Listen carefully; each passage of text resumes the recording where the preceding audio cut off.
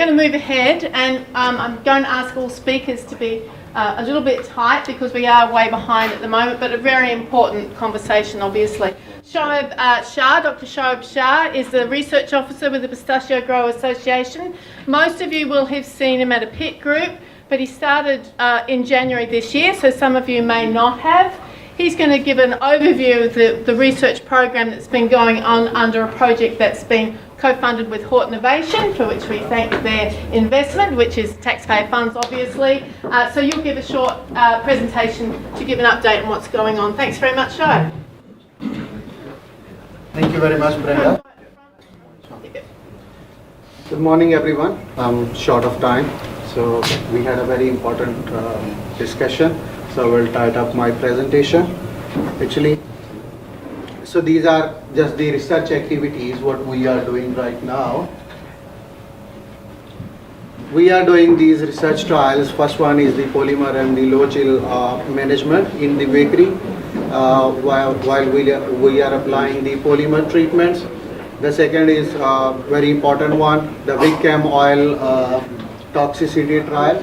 This is the new one what we are doing for the APVMA registration for oil application. The third one is the blanks trial, what we are doing for on the Kyalite. Understanding the suboptimal productivity of the young Kermans. And the fifth one is the juvenile shoot dieback, and this season we are doing. So the Carpophilus truncatus, that is an other aspect we are doing some research this year, and actually we are planning to do some research in collaboration with Agriculture Victoria this time. And the last one is what I wanted to, it was off, sorry. So the last one was the benchmarking, what we are going to discuss this time. So first one is the polymer and low chill management trial. We are doing this trial in the bakery. So this time apparently we have comparatively higher chill portion accumulation in bakery. Last time it was 53 chill portions, and this time it is 57 chill portions by the end of August. So these are the 4 treatments what we are applying. That is the polymer oil, oil polymer, polymer oil and polymers, and only the oil application.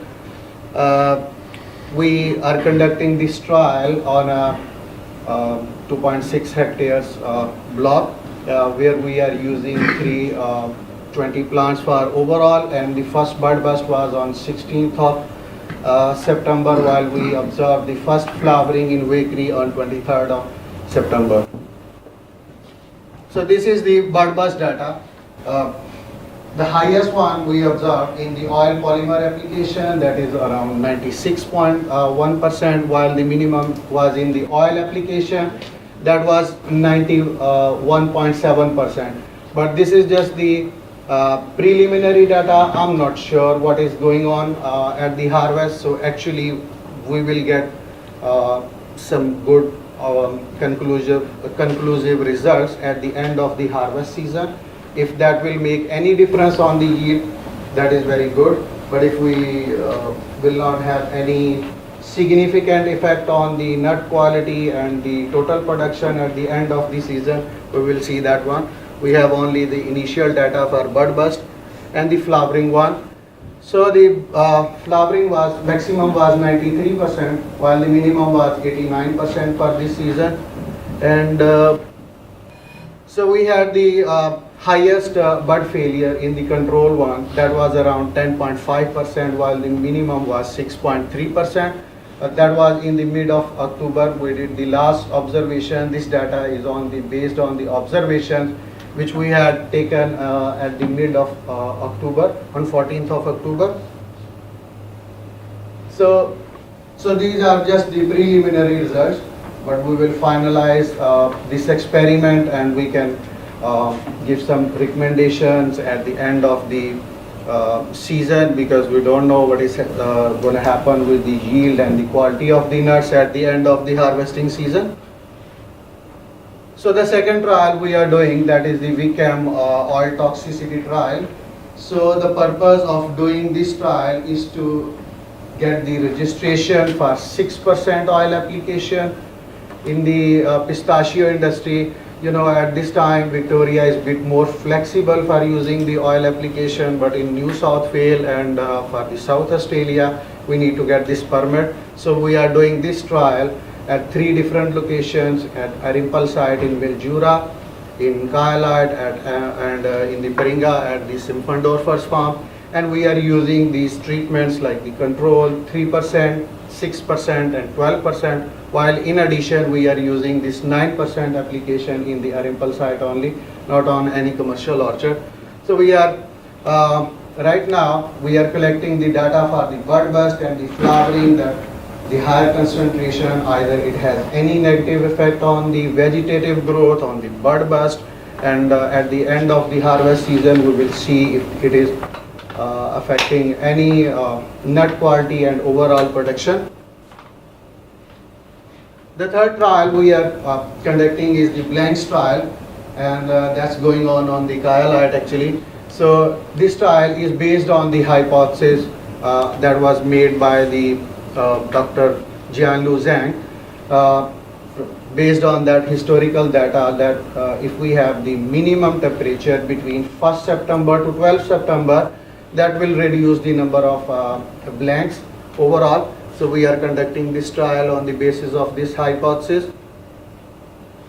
So this is the research plan that we applied 0.5% polymer application with 4% oil application, and you will see here that only the 4 days difference between the oil and polymer treatment, because you all know that this time the weather was very nasty and we couldn't plan anything.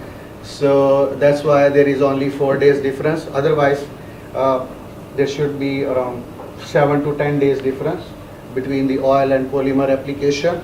So we just applied the treatments, and at the end of the harvest season, when the nuts will be at the hull splitting stage, at that time we will be collecting the 700 nuts every week from each treatment. We will be cutting down and we will be observing the number of nuts, how many are blanks and total weight of those plants, and at the end of the day we will harvest these blocks, and we will get that quality data from the APPC, that either there was any difference between total yield and quality of the nuts between the treatments and control. So the next objective of our research project is to understand the suboptimal productivity of young Karman. But the main problem with working on this objective is we have a very limited young plantation of the Karman across the industry. But right now we are collecting the historical data from the orchards who had planted the Karman in 90s or either after that one, and we are conducting that nutrient leaf analysis data. So either there is any difference between the nutrients status of the leaves in the young stage and in the mature stage, and we are also comparing the climatic data for these ones, and we are also collaborating with the Californian industry, and we are collaborating with them to use that data from leaf analysis with the age group same, like if we are using 4 to 10 years of the plants, so we are getting that data from the Californian industry and comparing either it is the main cause of the young optimal productivity of young Karmans in Australia. So the juvenile shoot dieback, we are having this issue, but this is just a random ones in some orchards, and we can find some random trees showing these symptoms in the orchards.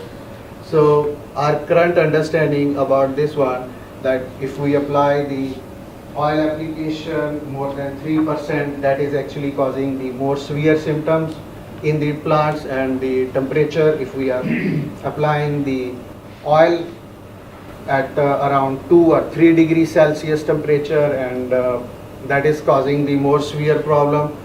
These are just the current understanding. These are not the pet causes of this of the juvenile shoot dieback. Any of them or combination of these ones can induce the juvenile shoot dieback. So the highest observation and the most important thing is the carbohydrate level.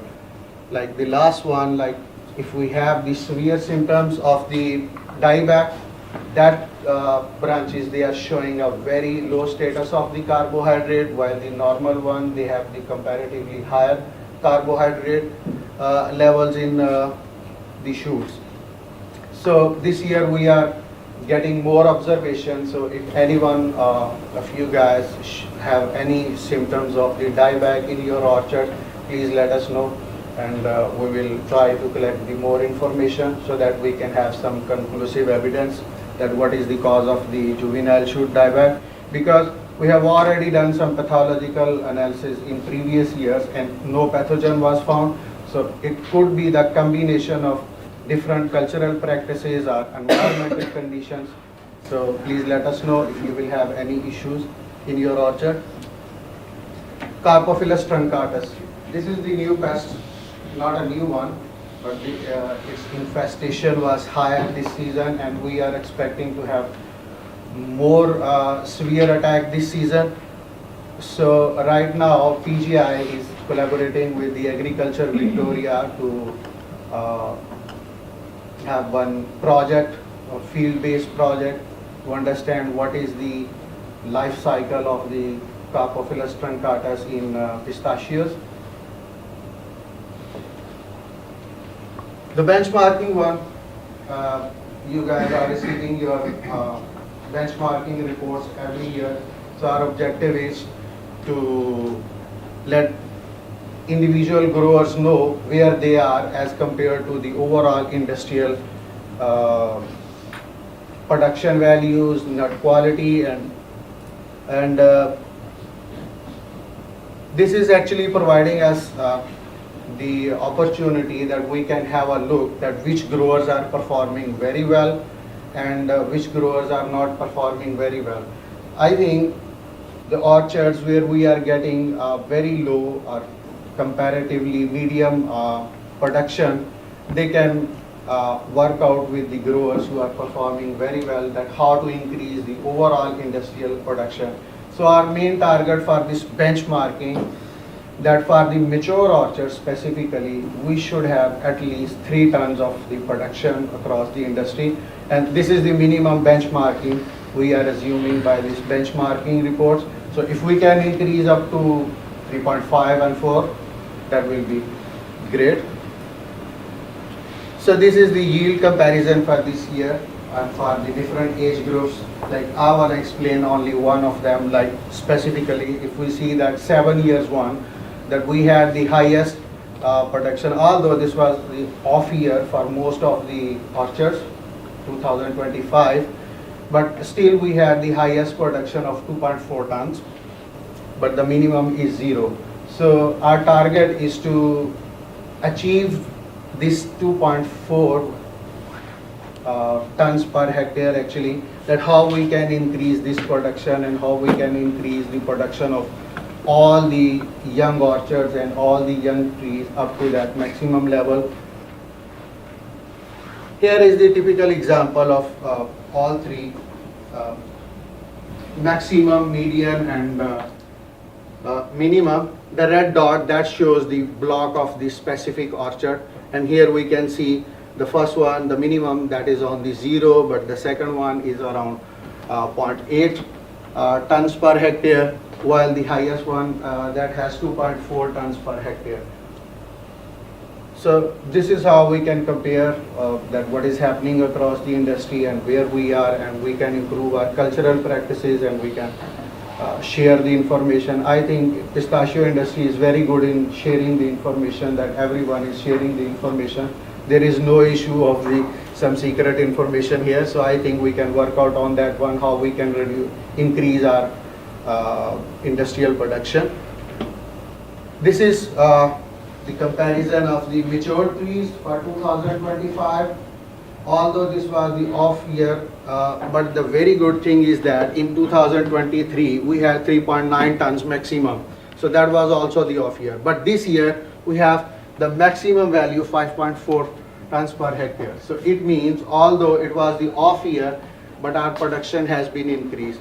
While if you see the median industrial value, that's also around 700 kilograms more per hectare for the merchantable yield, and while in hull yield there is no difference this year even.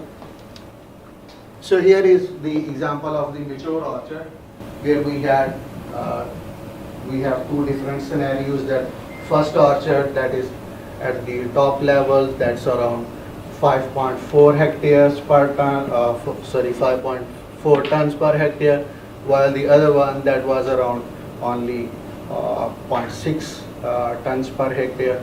So this is also one of the example how we can compare the productions. And comparison of the nut quality. This season was the best. I think we had the highest nut size this year in 2025. But the closed shells, we had also have the higher closed shells as compared to the last 3 years. So that's also the we can work out on that one. And right now we are trying to change the format of the benchmarking, that rather than just putting down the first one grower who has the maximum value and who has the minimum value, the next time we are trying to modify the benchmarking reports based on the average of 3 best growers performing and 3 minimum production values, so that there will be change of in the benchmarking reports this year. If you guys want any guys want to add anything according you want any change in the benchmarking format, please let us know and we will try to induce that change as well. So this is all about this research update, and thank you very much for the research committee and the growers and Hot Innovation. Thank you very much. You guys have any questions?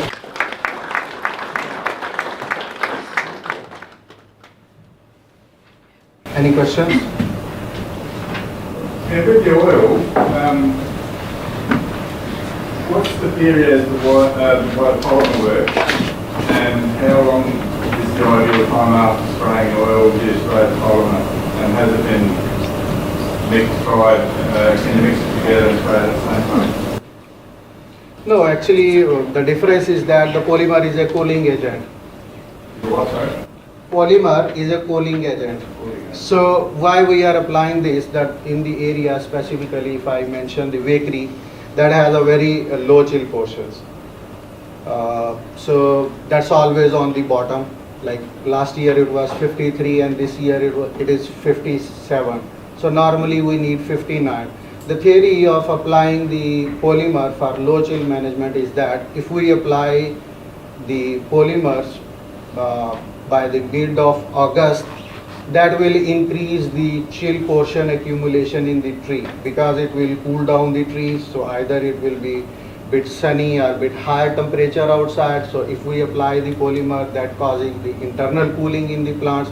So you know the chill portions, the plants sense that one due to their internal system. So if the polymer can cool down the internal temperature of the trees, so that will have more chill portion accumulated, and that will result in more bud burst, even if there is a low chill portion accumulation. While the oil, that is the dormancy breaking agent, that induces the bud dormancy in a different way. So that is actually the main theory, to cool down the plant so that they can have more chill portions as compared to the normal conditions. So that is the theory behind that polymer work. Wouldn't you want to spray it in like early winter then, rather than like This was from work from previously done before before Shah started. Yeah. The work that Maha has done in the previous 3 or 4 years has shown there's no benefit of adding polymer which way, any way you do it, before, later, whatever you do. There is no benefit in doing that except in severely low chill seasons. So for instance, last year when the chill portions of Wakery were 53 units, there was a benefit of doing it. This year when it was 57, the benefit is absolutely marginal. And if you get 60 chill units, it's absolutely a waste of money. So the concentration is all about in low chill years. The problem with low chill years, you can't produce those on demand. So at the moment, the PGA's position on polymers is you've got a low chill year, and you sort of know that by the end of July when you're in trouble. Can't be certain, but better idea. At the moment, we're still saying you need, and we've got 1 year of evidence where there was a benefit in this low chill year. Now, in agricultural research, you need more than 1 season's data to come out and make recommendations. In short, we don't have enough data, and it's not blindingly obvious. Whereas some other work that we did this year for getting registration for oil as a chill mitigant, and also being able to use 6%, which is what that study's gone to the APGA. Some of the data we're getting out of that absolutely proves oil.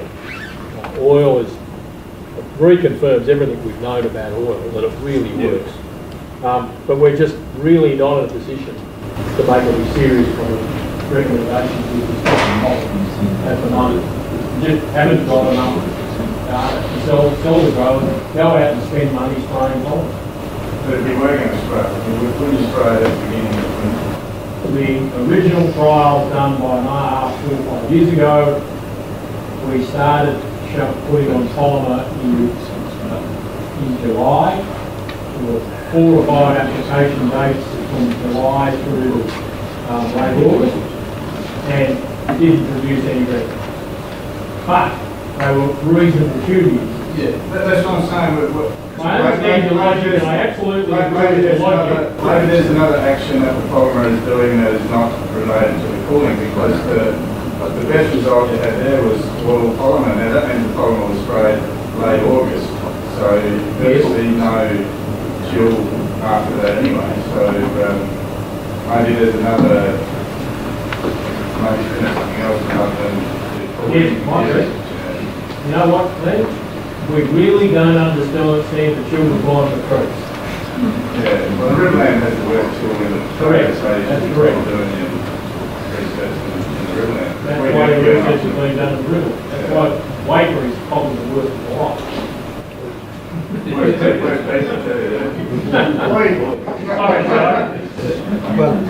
Just as a reference, in Stone Creek they've done trials, and I know the difference, treat, but that's what they've come to the conclusion of, that they actually try and forecast the season, and that's a gamble in itself, isn't it? So they forecast the season and then go, they pretty much start it earlier because of the way it works. Because it works, earlier in the season as well as late in the season. Is the answer to that question that you asked? Yeah, there's no downside to it. No, except the Riverland. Yeah, except the cost, and it's not scientific to do something that hasn't been proved. And we were trying to apply this by the mid of August this time, but this time the weather, it was 32 kilometers speed, wind speed, the rainfall, so everything comes out. So why we are doing these 4 observations, what you were asking, that what time is the best, why we don't apply before that one. So that's why we have those 4 treatments. But the reality is that if we have the chill portions, what I understand from previous trials or this trial, if we have the chill portions from 56 or above, nothing, as Chris said. So So if we have very low chill here, it is giving us some significant results. Either it is a bud burst, either it is a flowering, either it is a nut quality. So that's what we are trying to do so. And we really don't know either that 59 chill portions either in the field or not. So that's also a question mark. But we are trying to do this one and hopefully we will get something from it. Any other questions, please? Thank you so much. Thanks so much, Shoaib.